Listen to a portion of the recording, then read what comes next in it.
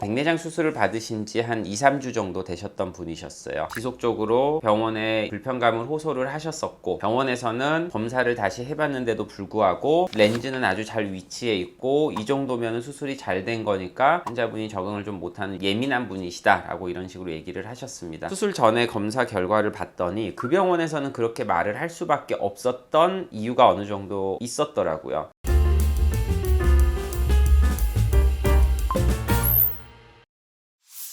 안녕하세요. 하얀과의 천서 원장입니다. 백내장 수술에서 제가 항상 강조를 했었던 검안의 중요성에 대해서 다시 한번 강조를 하고자 이렇게 영상을 준비를 했는데요. 저희 병원은 좀 차이점이 같은 검사를 하는 기계를 다른 회사에서 나오는 기계들을 두세 개 이상을 다 갖다 놓고 더블 체크를 해서 차이점이 있는지를 발견을 해서 혹시나 차이점이 있으면은 그런 걸 보완을 하고 수술을 하는데요. 그렇게 했을 때와 그렇게 하지 않고 일반적으로 수술을 했을 때 어떤 차이점이 있는지 이제 말씀을 드리려고 합니다. 다른 병원에서 백내장 수술을 받으시고 뭔가 결과가 좋지 않으셔서 찾아오시는 분들이 부쩍 늘어나고 계신데, 최근에 찾아오시는 환자분 중에 한 분은 백내장 수술을 받으신 지 한 2, 3주 정도 되셨던 분이셨어요. 수술을 받으시고 2, 3주가 지났는데 수술을 하고 나서 난시가 많이 남아 있어서 시력이 좀 잘 안 나오고 있는 편이었고, 이분은 분명 수술하실 때 난시 교정용 렌즈로 수술을 받으셨거든요. 그래서 수술 받으실 때 병원에서 얘기를 듣기로는 난시 교정용 렌즈로 수술을 할 거니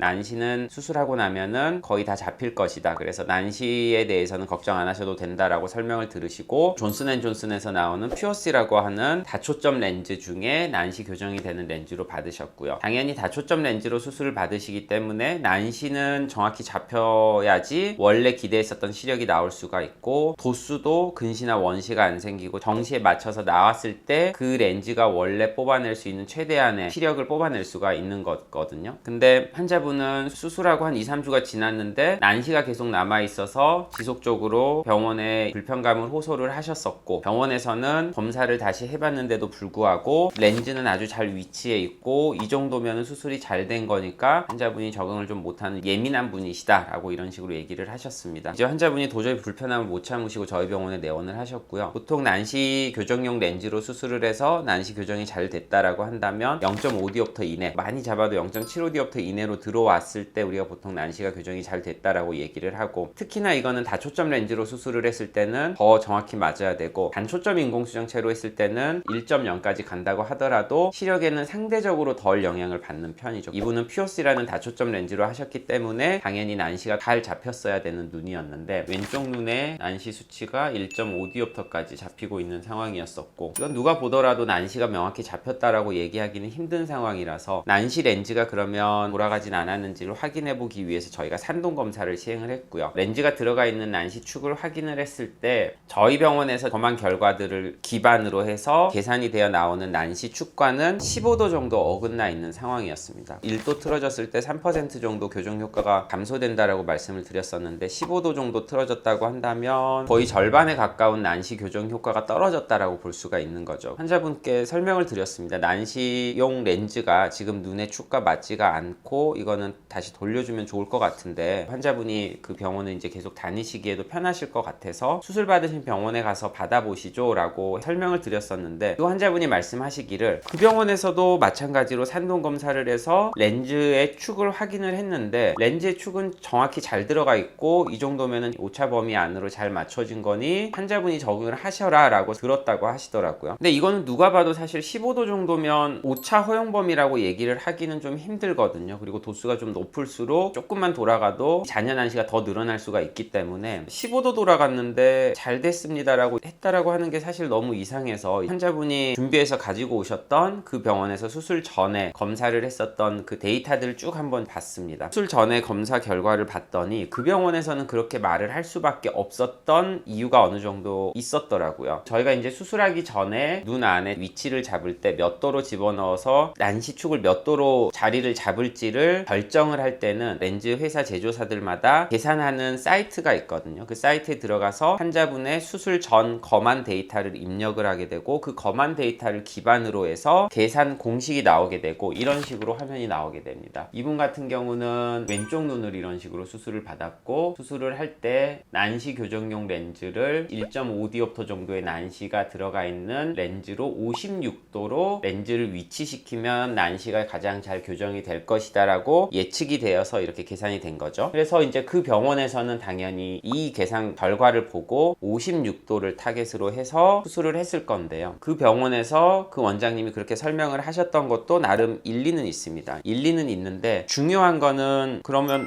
왜 이런 오차가 생겼느냐가 이제 중요한 거거든요. 난시의 축이라는 거는 각막 모양이 어느 쪽 방향으로 찌그러져 있는지를 결정을 하는 그 위치를 얘기를 하게 됩니다. 이거는 정말 영향을 줄 수 있는 요인들이 굉장히 많거든요. 우리가 이제 안과 가서 검사를 해보시면 아실 건데 이렇게 고개를 대고 검사를 할 때도 고개가 약간만 옆으로 삐뚤어진다거나 아니면 고개를 대고 약간만 옆으로 기울어진다고 했을 때 눈알은 같이 이렇게 기울어지고 옆으로 돌아가게 되거든요. 이게 기울어지게 되면 그 난시의 축이 원래는 정면에서 봤을 때 이 위쪽이라고 했는데 환자분이 올리다가 뭔가 자세가 불편해서 고개가 약간 옆으로 10도만 돌아갔다고 쳐볼게요. 실제로는 90도 위치가 제일 찌그러진 위치인데 그게 10도가 돌아가서 오차가 생기면서 측정이 될 수가 있다는 거죠. 그러면 검안을 할 때 어떻게 다리를 잡고 찍었는지 알 길이 없는 의사는 그냥 그 검안 데이터를 보고 나서 이게 100도라고 나왔으니 눈에 100도를 위치를 잡고 수술을 해야 되겠다라고 생각을 하고 수술을 들어가게 되죠. 애초에 그 병원에서 1차적으로 검안이 굉장히 정확하게 됐었다고 한다면 도수도 아마 잘 맞았을 것이고 난시가 남았을 일도 없었을 것 같아요. 수술을 하고 나서 난시가 남았음에도 불구하고 다시 체크를 해도 그 병원에서는 애초에 했었던 검안 결과를 기반으로 환자분한테 안내를 해드릴 수밖에 없게 되는 거고 그랬을 때는 실제로는 렌즈가 잘못 들어갔지만 잘 들어갔다고 의사분도 착각을 하게 되는 거죠. 그래서 그 환자분은 잘못 안내를 받으시고 참고 지내시다가 실제 저희 병원에 오셔서 다시 검안을 하고 교체까지는 하지는 않고 렌즈를 약간 15도 정도 돌려주는 재수술을 받으셨고요. 수술 직전에 찍었던 난시 수치가 1.5에서 0.5까지 줄어든 거를 보실 수가 있습니다. 렌즈의 종류는 바꾸지도 않았고 도수도 바꾸지 않았고 그대로 그 자리에 있으면서 렌즈의 각도만 약간 돌려서 실제 이 환자분의 눈의 난시 축과 정확히 일치를 하게 돌려준 거죠. 그래서 난시는 많이 줄어들게 되었고 환자분 시력도 향상이 되었습니다. 하지만 여기서 이제 또 한 가지 문제가 있었던 게 난시는 1.5에서 0.5까지 줄어들게는 되었지만 난시가 줄어들면서 동시에 이게 근시로 바뀌면서 근시 수치가 조금 늘어나게 됐거든요. 근시 수치가 늘어나게 된 거는 결국에 1차 수술을 받았던 병원에서의 검안 결과에 문제가 있었던 거죠. 그래서 이분 같은 경우는 난시는 맞춰지기는 했지만 결국 근시가 좀 남아서 약간의 원거리 시력의 저하가 있기는 합니다. 하지만 그래도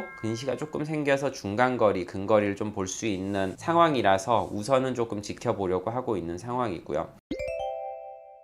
이 검안이 굉장히 중요하다고 하는 이유가 수술의 첫 단계이면서 사실은 이게 모든 결과까지 좌지우지할 수 있는 거기 때문에 아무리 수술을 잘하는 의사한테 수술을 받는다고 하더라도 첫 단계 검안에서 뭔가 문제가 생겨서 시작이 잘못됐다고 한다면 결과가 틀어질 수밖에는 없거든요. 수술 결정을 하시려고 지금 알아보시거나 고민을 하고 계신 분들이라고 하신다면 단순히 한 가지 검사 기계로만 측정을 해서 수술을 바로 결정을 하시는 것보다는 교차 검증을 하고 더블 체크를 해볼 수 있는 병원에서 수술을 받으시면 좋을 것 같고 멀리서 이제 찾아오셔서 당일날 수술을 막 바로 받으시고 하시는 분들도 굉장히 많으시거든요. 첫 번째 검사를 했었던 게 약간 눈 상태가 안 좋아서 정확하지 않았었던 검사 결과라고 한다면 당일날 바로 수술을 해버리게 되면 당연히 결과도 좋지 않게 나올 수가 있겠죠. 가능하다면 시간을 조금 더 내셔서 수술 전에 한번 내원을 하셔서 검사를 종합적으로 받아보시고 수술하시는 날 다시 한번 검사를 해서 더블 체크를 또 한번 해보시면 더 정확성을 올릴 수 있지 않을까 생각을 하고 있습니다. 혹시나 이제 수술 관련해서 검사라든지 검사 결과에 대해서 궁금하신 사항이 있으시면 언제든지 밑에 댓글 남겨주시면 제가 직접 댓글 달아드리도록 하겠습니다. 이상 하이안과의 최영석 원장이었습니다.